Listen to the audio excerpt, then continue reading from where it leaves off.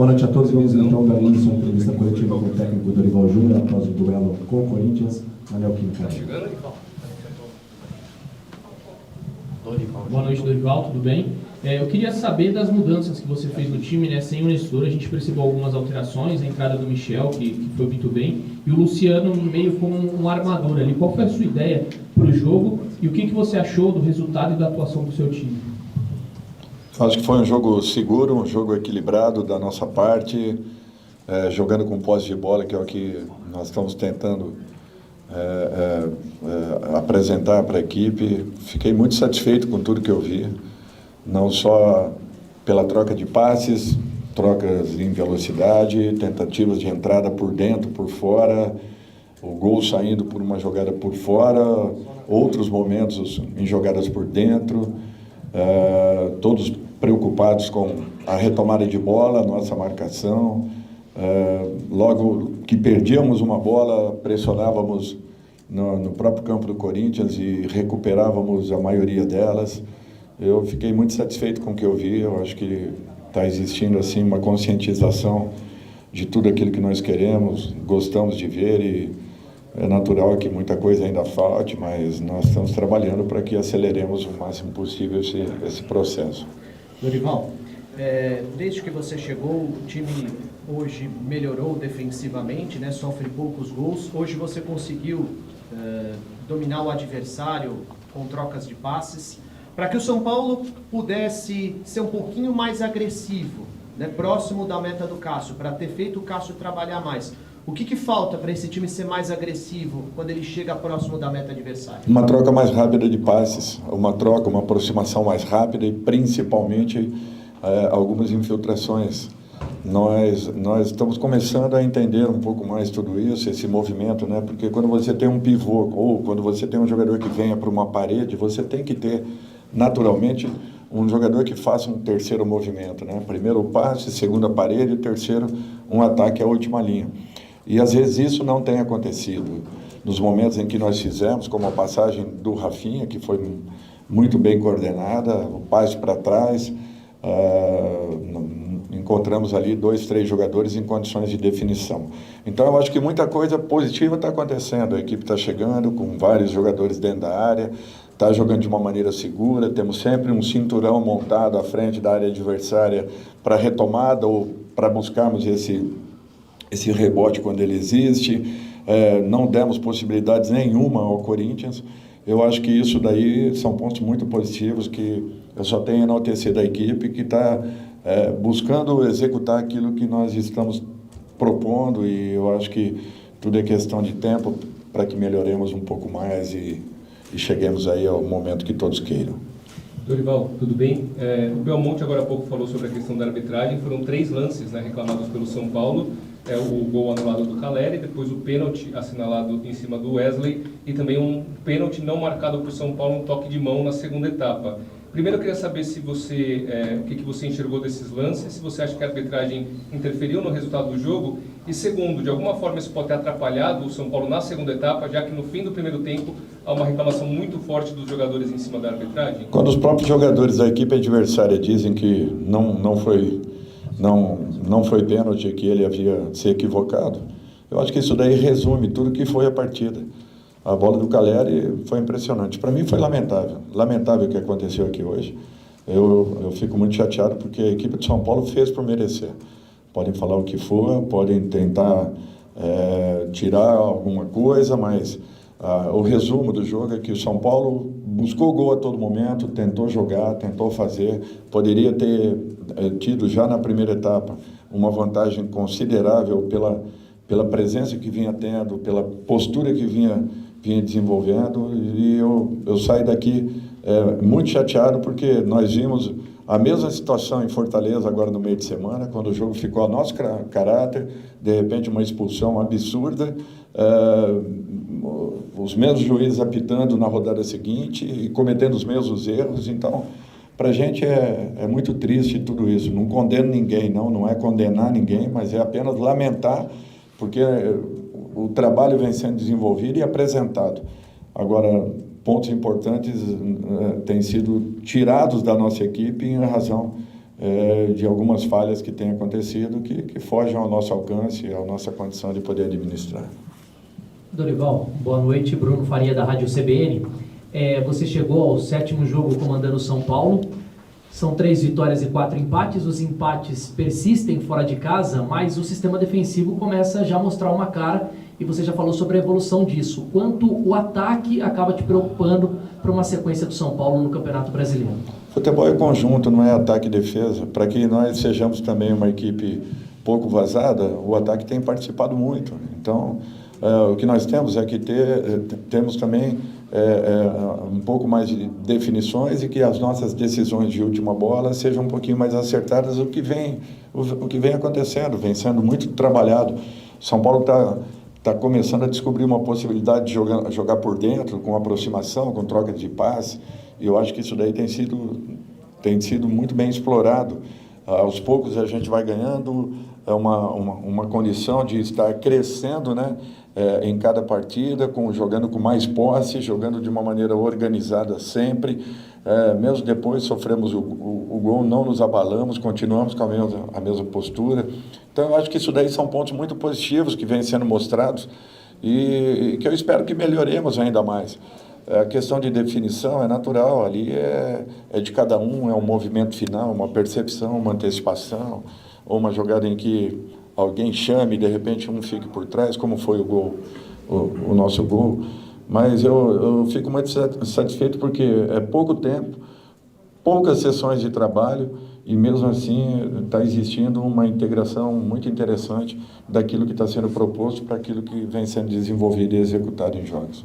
Dorival, ainda dentro disso, você sente falta de mais opções ofensivas no seu time, principalmente porque tem ainda alguns jogadores importantes no departamento médico, David, Erisson, o próprio Galo, também, você sente falta disso? Isso daí é um ponto que infelizmente prejudicou muito, talvez tenha prejudicado muito o trabalho do Rogério, e eu sinto também não ter ali alguns jogadores com algumas características, e estamos buscando dentro do elenco. Forçando essa meninada a dar uma resposta ainda mais rápida, tentando acelerar esse tempo, né, de maturação de cada um, para que tenhamos duas equipes, né, competitivas e brigando por espaço. Eu acho que é isso que todos nós queremos. Você vê, no jogo anterior nós tivemos a última linha totalmente mudada e eles deram uma resposta muito positiva, né? E agora voltamos com aqueles jogadores que não atuaram e a equipe manteve a mesma postura, não fosse a infelicidade da arbitragem, com certeza passaríamos mais um jogo aí sem tomarmos um. Dorival, eu ia perguntar exatamente sobre isso. Você conseguiu balancear bem o descanso dos jogadores? Você poupou uma linha quase inteira lá em Fortaleza, 2 ainda entraram no final, mesmo jogadores no meio também. Hoje você já deixou o Alisson mais tempo no banco, colocou no final. Para essa semana, por serem jogos de competições diferentes, e uma delas mata-mata, é possível fazer esse balanceamento também, colocar um time em Recife e outro contra o Vasco no final de semana? Nós vamos ter que pensar, avaliarmos bem. O Alisson teve febre a noite toda, por isso a opção inicial também, além do que ele vem tendo uma sequência muito forte. Mas nós vamos ter que avaliar direito tudo isso para que façamos um grande jogo lá em Recife, um jogo decisivo. Vocês sabem muito bem, né? Não temos margens para erro. E uma coisa que eu gostaria de pontuar, com esse jogo em Recife, são 6 jogos fora de casa e 2 jogos em casa apenas, desde a minha chegada aqui. Então, eu acho que isso daí para mim tem um valor muito especial, porque nossa equipe está conseguindo dar uma resposta na maioria dos jogos aí. Tudo isso aí é fruto da dedicação dessa garotada que está disposta a melhorar a cada instante, a cada momento, fazendo com que a gente acredite um pouco mais sempre. Dorival, boa noite. Linkando o futuro com o que aconteceu hoje, depois do primeiro tempo, os lances capitais sobre a questão da arbitragem que você já abordou aconteceram na primeira etapa. Pensando que isso, logo bem próximo do término da primeira etapa, Como voltar com cabeça, não só para a partida de hoje, para o segundo tempo que o São Paulo continuou pressionando, mas para a continuidade dos jogos, pensando que no jogo passado teve erro, teve a expulsão do Nestor, nesse jogo teve falha da arbitragem. Como falar assim, vou chegar na Ilha do Retiro e não vai ter erro de arbitragem? Como colocar essa parte psicológica em calmaria para o São Paulo na continuidade? O erro ele pode acontecer a todo momento. Agora, a lógica do erro é que não pode se repetir. Por exemplo, a jogada do Caleri. É só terminar a jogada. Deixe definir a jogada, como tem acontecido na maioria das vezes. Tem impedimentos aí escandalosos e, de repente, a jogada termina lá na... Então, é essa a intenção que a gente não percebe. Você pode ter o erro. É natural isso daí, somos seres humanos. Não vou aqui condenar ninguém pelo erro. Mas qual é a lógica? Existe um padrão de arbitragem ou não tem? Assim como em alguns lances capitais, lances de cartões amarelos, lances de faltas que aconteceram dentro da partida. Nem sobre isso aí eu vou falar, mas basicamente é que deixa terminar o lance, depois você verifica se nós temos o VAR para quê? Ou o VAR hoje não estava trabalhando? O que aconteceu? No lance da saída do Cássio e uma dividida com o próprio jogador do Corinthians, que a bola cairia nos pés de um jogador nosso e foi alterada com o movimento do braço, foi alterado a trajetória da bola. Então, o que está acontecendo? Será que 2 pesos, 2 medidas? Eu não quero acreditar nisso. Então, a gente fica assim, sempre lamentando uma situação, porque pelo que o São Paulo jogou, e eu não gostaria de estar falando de arbitragem, merecia mais do que ninguém esse resultado.